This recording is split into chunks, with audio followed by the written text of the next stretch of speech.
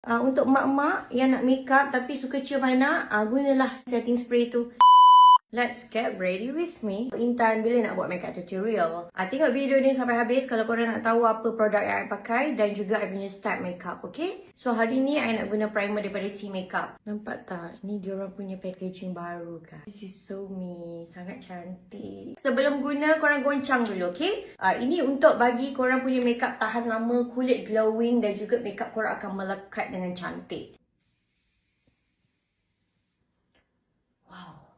Best lah packaging baru ni. Dia bagi penuh satu muka dia punya spray. Hari ni I guna cushion foundation daripada C Makeup, Kurt Mary.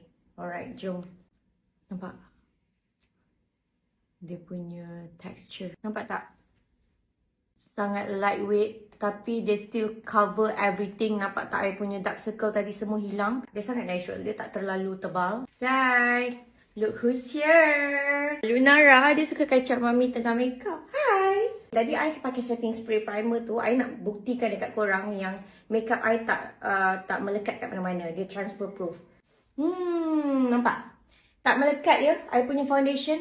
Dia, Luna ni, dia kalau ada bapak dia, mak dia dah tak laku dah. Tengoklah tu, sanggup berputar-putar kepala dia tengok bapak dia. Blend, blend, blend, blend.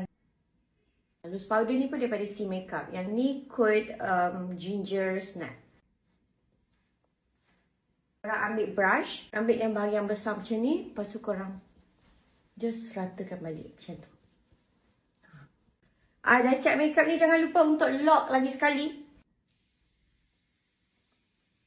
Dia ada function untuk bagi korang punya kulit moist dan hydrated all the time. I akan tunjuk korang. Toner pad. Nampak tak? See?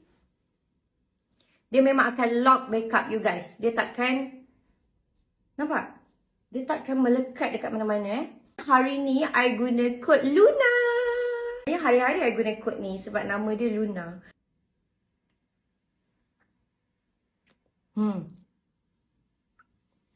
Korang tengok.